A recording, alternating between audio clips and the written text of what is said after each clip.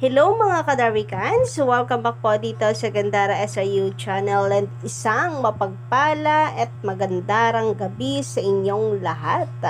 Anyway, andito na naman nga po akong muli nagbabalik ang nag-iisa po ninyong nagmamagandang ka-digitarwikans upang maghatid ng latest update and fresh happenings patungkol po sa TVJ at Itbulaga, ganun din po sa mga balita sa loob at labas ng showbiz. And for tonight's video, eto ilalatag ko po sa inyo yung atin pong mga pag-uusapan. So narito po ang tungkol sa balita na pagkukumpara kay Atasha Mulak at kay Juliana Gomez na anak po nila Miss Lucy Torres and Richard Gomez. Pareho silang anak po ng mga sikat na artista, no? Pero sila po ay napagkukumpara ngayon at sinasabi nga po magiging katapat nitong si Atasha Mulak sa pagpasok po ng showbiz. So mamaya, tatalakayin natin po lahat yan. Nagbigay rin ng reaksyon ang atin pong mga kadarwikans patungkol po dito. Ganun din pag-uusapan po natin ang minsan po naging insidente dyan sa Itbulaga na nabanggit nga po si Vice Ganda.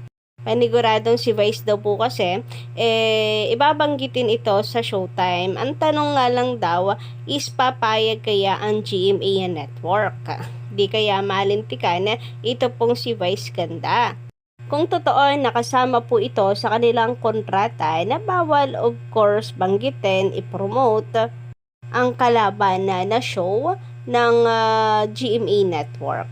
So, pag-uusapan na natin yan, kadarwikans, at ang tungkol nga po dito sa pagkawala ni Kuya Ryan sa Itbulaga. But before that, bago po natin yan simulan, sa mga hindi pa po nakaka-subscribe dito sa ating channel, maaari lamang napindutin po ninyo ang subscribe button at notification bell para maging updated po kayo sa mga videos natin, mga reaction na videos about sa mga nasasaga po nating balita araw-araw.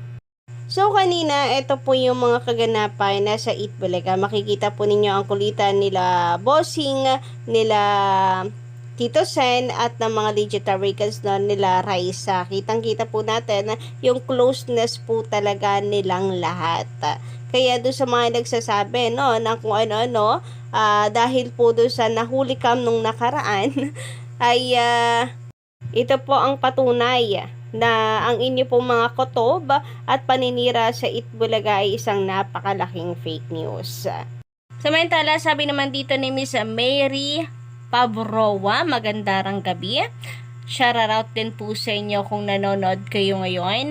Stop comparing others or stop comparing other people. They are both parents. Both parents are celebrities. They are human beings. That's why sometimes I don't like our attitude, of Filipino, the attitude of Filipinos. They always comparing other people's. Stop nonsense. I agree. Willie said, there's no unity. Filipino people, stop. So, ayun na nga, nabasa nyo na po ba yung article na lumabas patungkol po dito kay Atasha and Juliana Gomez na meron na nga daw pong katapat at kalaban na ito pong si Atasha. Ako naman ay tapos na dyan sa mga comparison na yan. Bakit hindi na lang po natin suportahan parehas, no? Since base naman po mga kadarwikans doon sa article, hindi naman po sa ibang channel sa TV5 din naman. Plus, hindi naman katapat din ng Itbulaga. Kay Kuya Will naman daw show na papasok or mag-host. So, bakit kailangan pong paglabanin at sasabihin na may katapat na itong si Atasha? Magkalaban ba silang dalawa? Parang hindi naman, di ba? Di rin naman siguro nila kinakailangan magpatalbugang dalawa. Knowing Natasha, napaka-humble pong bata, napakabait, and wala rin naman sigurong balak makipagkompetensya kung sakali man na pasukin na rin ito ang mundo ng showbiz ni Juliana pagkatapos po ng kanyang pag-aaral.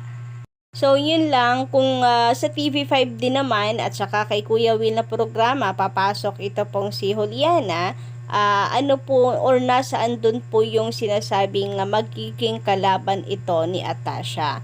Siguro mahilig lang po talaga tayong magkumpara. Agree ba kayo doon mga Kadaver Guides?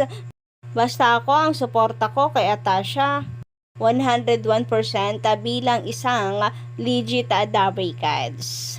Samantala, ito na nga, inilabas na po ng TVJ ang Itbulaga Olympics and meron nga po silang katanungan sa kanila pong social media account kung anong team po ang inyong susuportahan, yellow team or red team. Ayan. So, paki-comment na lang din po guys dyan sa baba ng inyong komento kung saang team po kayo panig para bukas. Nako, mukhang masaya na naman po ang ating Sabado mga Kadaver Guides. Finally, Itbulaga Olympics, ibabalik na ng TVJ. Samantala, dahil nga po nitong nakaraan ay nabanggit po si Vice Ganda sa Itbulaga. Sabi dito, pati ba naman katapat, idol na idol ang bata.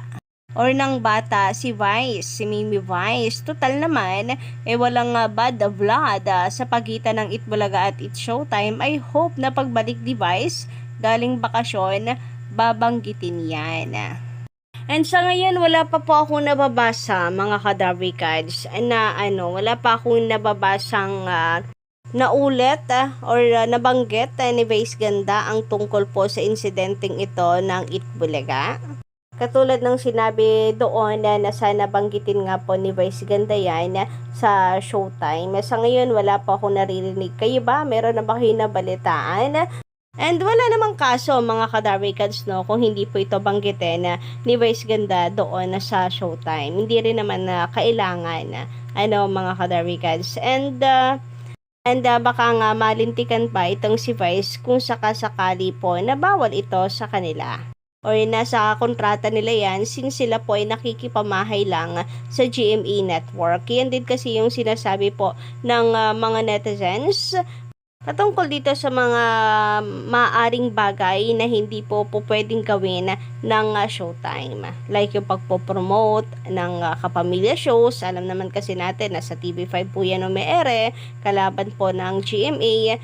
And then ang Itbulaga na sa TV5 din. So hindi malabo, di ba mga Kadaver Guides? But speaking of Vice Ganda, nitong nakaraan, binanggit po niya yung Aldab, binida po muli niya yung Aldab sa Showtime. Nakita ko lang po ito sa update ng mga Aldab finds na binanggit po nga ni Vice Ganda ang Aldab muli sa Showtime. And ito po ay patungkol sa pagkikita, yung sabik na pagkikita po, kagaya nung sa Aldab. Tayo mga manonood, talagang grabe yung kasabikan natin. Diba, nung magkikita na yung dalawa, si Alden at si Maine, di mas lalo pa daw po yung mismong makakaranas, yung makikipagkita, yung something like that, yung pinag-uusapan mga Kadaver Guides nila. Pero wala pong nabanggit na Itbulaga. Hindi niya po binanggit ang Itbulaga. Lusot naman siguro yun, mga Kadaver Guides. Pero syempre yung iba, hindi naman po maiwasang isipin na nagpapalakas lang or nagpapatrending lang itong si Vice Ganda. Minsan, yan din daw po kasi ang kanilang strategy. Ang gamitin, ang Itbulaga. So kayo ba guys, ano inyong masisay naman patungkol po dito? Samantala, para sa sentro ng update natin para sa gabing ito, pag-usapan naman nga po natin ang patungkol sa pagkawala ni Kuya Ryan na dito sa Itbulaga. Meron kasi nagsasabi na baka sinuspinde itong si Kuya Ryan kaya matagal siyang nawala dito sa Itbulaga. Maraming nga kuro-kuro kasi naninibago po sila. Ang tagal ni Kuya Ryan na wala po sa Itbulaga. Bakit ganun na lamang katagal yung kanyang bakasyon? Malamang may isang mabigat na dahilan daw ito, Kadaver Guides. So, isa rin ba kayo sa nakakamiss kay Kuya Ryan? Grabe, no? Wala lang po si Kuya Ryan sa Itbulaga. Ang dami na pong sinasabi agad. Napapansin ko tuloy na parang masyado pong marami tayong nega. Masyado po tayong nega sa pag-iisip. For sure naman mga Kadaver Guides, nagpaalam po yan. Malamang nagpaalam po itong si Kuya Ryan ng maayos sa Itbulaga at wala naman pong reason para po isuspinde itong si Kuya Ryan. Kaya tigilan na po natin yung pagkapraning po natin mga ka-Darvicans. Malamang nagpaalam po ng maayos itong si Kuya Ryan sa mga Darvicans. Kasi matagal-tagal din nga yung kanya pong pagkawala. So yun na guys ang ating update sa gabi ito. Don't forget to click the subscribe button and notification bell for more updates.